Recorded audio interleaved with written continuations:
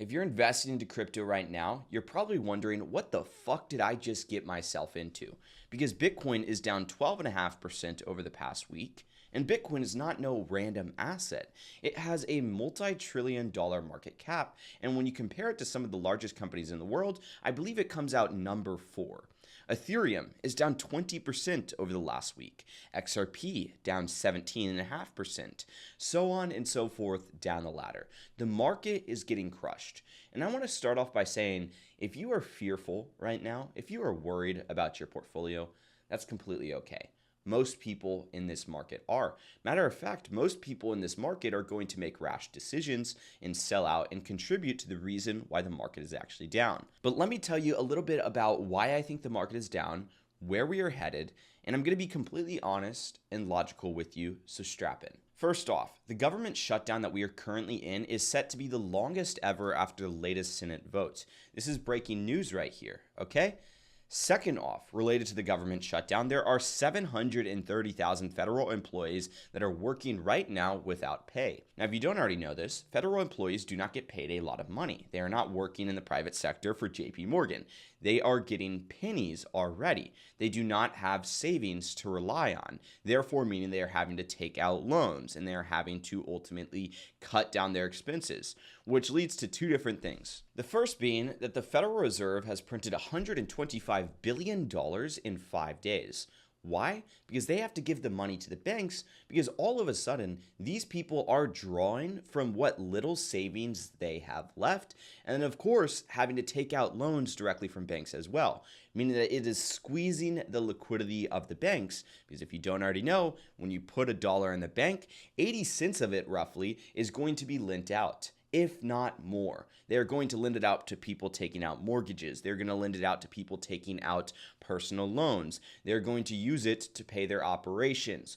Ultimately, that's how the banking system works. It's not transparent whatsoever. This $125 billion in 5 days right here is what they refer to as ample liquidity. When liquidity is urgently needed, they can print money to provide to the banking system to bail out the banks. Doesn't really sound like a fair system, does it? But there's more, right? Not only are 730,000 federal employees working without pay, there are 670,000 government employees that have been furloughed, meaning that they have ultimately been discharged, and of course they are not getting paid either. So now all of a sudden that is 670,000 people that no longer have jobs, that can no longer provide for their family. So 1.4 million employees that relied on our government to pay them are no longer getting paid and being able to provide for their family. 830,000 federal workers are continuing to be paid because they are necessary employees of the government and they need to be paid basically.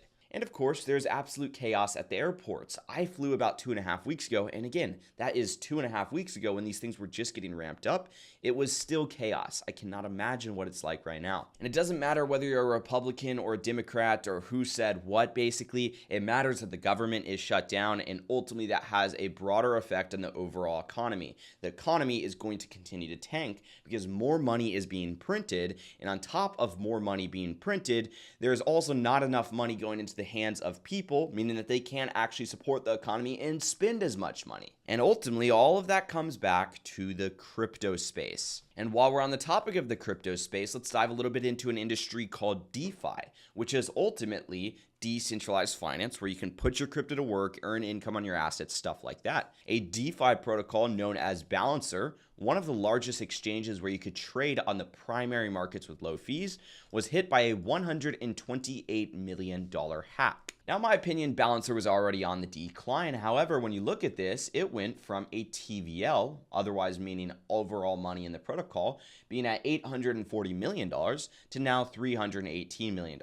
Not only did they lose about $120 million or so, a lot of people withdrew from this platform because, of course, they did not want to be subject to this hack as well. Now, that's obviously not the best news for DeFi and doesn't necessarily attract more people to the industry. But if that wasn't enough, there was a protocol called Stream Finance, which had to suspend withdrawals following a $93 million loss, despite having $150 million in overall reserves. So they lost more than half of their overall reserves, meaning that they can no longer pay out redemptions on a stablecoin. Yes, a stablecoin. Investors deposited $150 million in Stream Finance, expecting to get 18% 4% per year, stable returns without any downside risk.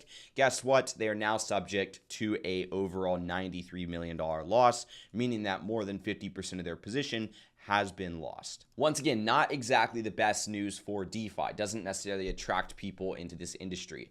So all of the bad news is coming in at once. And that's scary and that's worrisome, right? And it's completely valid to feel that way. I mean, opening up my portfolio right now, I was at $250,000 overall a couple weeks ago, and now I'm probably sitting at about $150,000.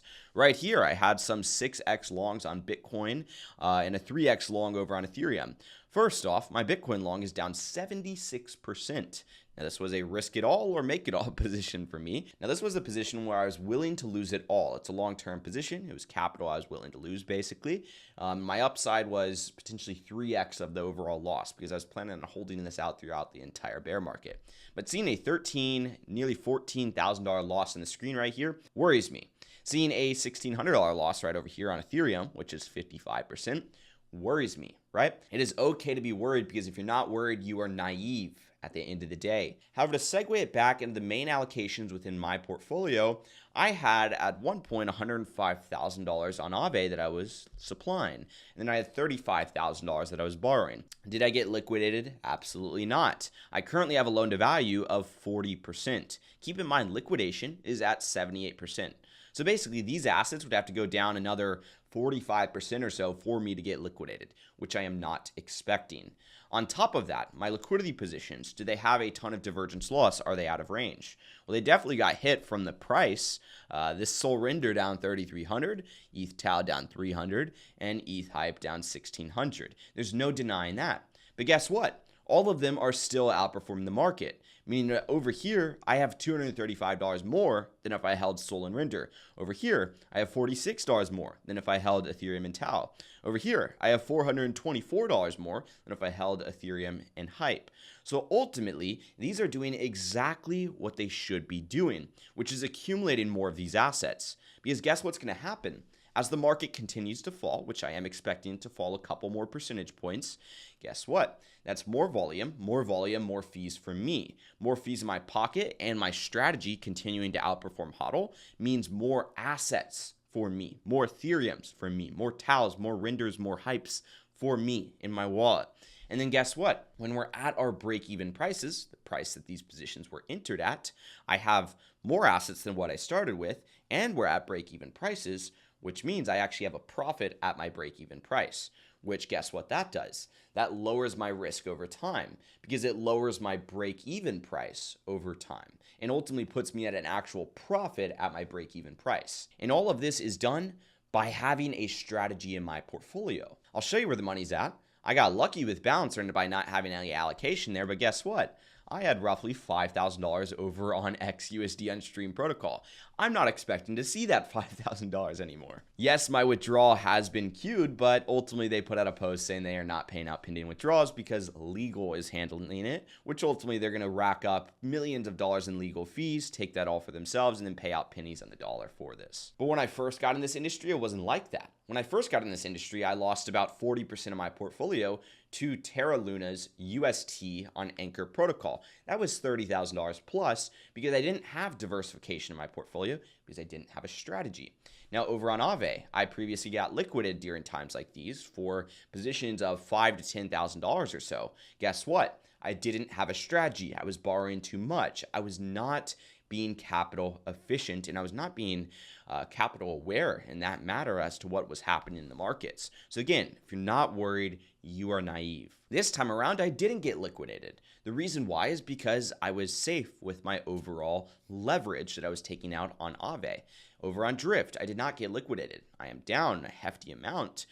Maybe I will get liquidated relatively soon, but not quite. And these are positions that I was willing to hold either all the way down to I lose all the money, or of course all the way back up until Bitcoin hits $150,000 and I make $100,000 profit or something like that. My liquidity positions, they're not out of range. The reason why is because I set broad ranges because I was expecting market volatility. Whether it was in the upside or the downside, I knew volatility was coming because we were consolidating for far too long. So ultimately, I prepared my positions for that. And they were playing out perfectly and doing exactly what I want them to be doing. Whereas most people right now are probably liquidated. Most people right now might be out of range on their position, unsure of what contingency to implement in their portfolio. And the best thing that I can say right now is learn from your mistakes. That's what I did. I saw somebody on Twitter say, hey, I lost $1 million 3 times this year to stablecoin exploits or stablecoin losses or something like that. They didn't learn their lesson. They didn't learn diversification. They kept repeating the same mistake over and over again. Don't repeat the same mistake over again. Learn from your losses. Learn from your mistakes. And most importantly, right now, you need to be thinking about contingency. What are you going to do from here? How are you going to recover from here? If you guys want me to make a full video on that, make sure to drop a like, subscribe, notifications turned on. And if you are looking to implement a strategy into your portfolio to be able to recover from this, I have another video that I have posted on this channel before that is a valuable resource to you. I'm going to leave it linked to the top of the description right now, and I'm also going to put it on screen somewhere so that way you can watch this one right now. Anyways, I hope you found some value in here. I hope this kind of gave you a general idea as to where I think the market's going, as well as a way to shape your own opinions as to where you think the market is going. I'll see you guys in the next one. Peace out.